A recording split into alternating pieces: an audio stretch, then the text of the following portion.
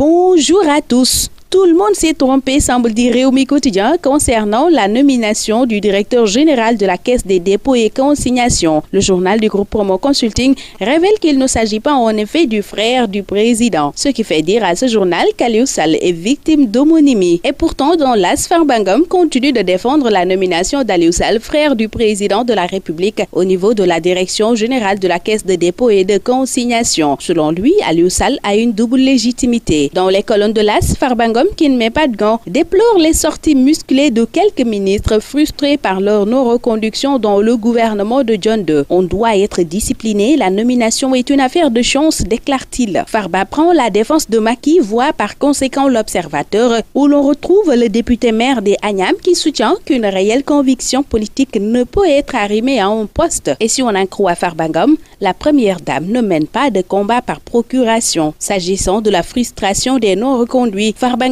dit comprendre leur amertume, mais ne peut tolérer leur démarche. Pendant ce temps, Macky est à l'épreuve du partage du pouvoir. C'est le titre qui barre la une de Sud Quotidien, qui se penche sur les conséquences du remaniement ministériel. Ce journal propose les éclairages d'experts, dont le professeur Ahmadouka, qui demande au président de faire preuve de beaucoup d'autorité, et de Dr Djibi Diakhaté, qui explique la racine du mal. Ce remaniement fait mal à la LD si on en croit Réumi Quotidien, qui nous apprend que Roudiambaye divise ce parti avec la mise en place du gouvernement John II. Les promesses non tenues du chef de l'État sont ce qui intéresse principalement Walf Quotidien. Le président Sall contredit le candidat Macky, barre à une ce journal, qui rappelle à sa page 3 que pour draguer l'électorat, le candidat de la coalition Benno Bokk Yakaar n'a ménagé ni son énergie ni ses promesses. Élu président, Macky, droit dans ses bottes, tient à les tenir. Et s'étonne même que certains l'interpellent sur sa détermination à les mettre en musique. À l'épreuve du pouvoir, il renie les uns après les autres ses engagement de campagne, constate ce quotidien. Le quotidien Vox Populi voit que Macky met la pression et l'opposition s'en tient à ses préalables. Et il s'agit du dialogue politique autour du chef de l'opposition et de la limitation des candidatures. Nous avons besoin de nous parler puisque nous avons forcément des sujets qu'il nous faut régler, déclare le président Sall dans ce journal,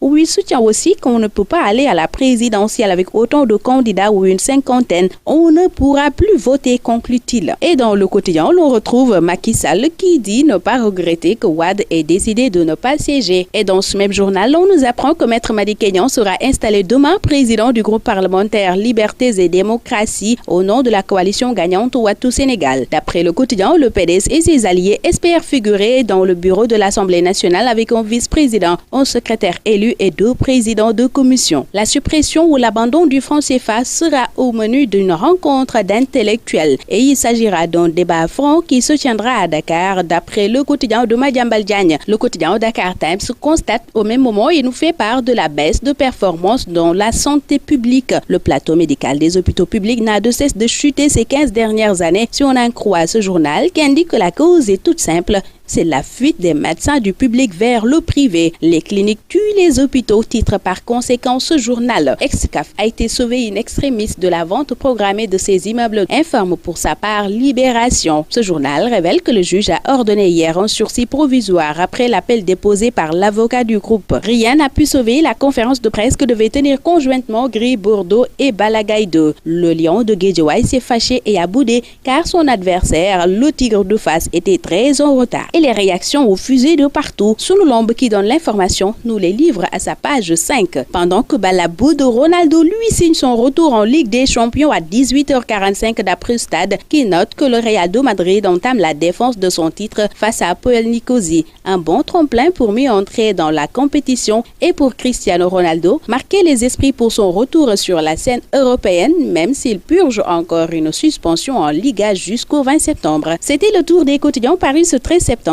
Bonne lecture et très belle journée à tous.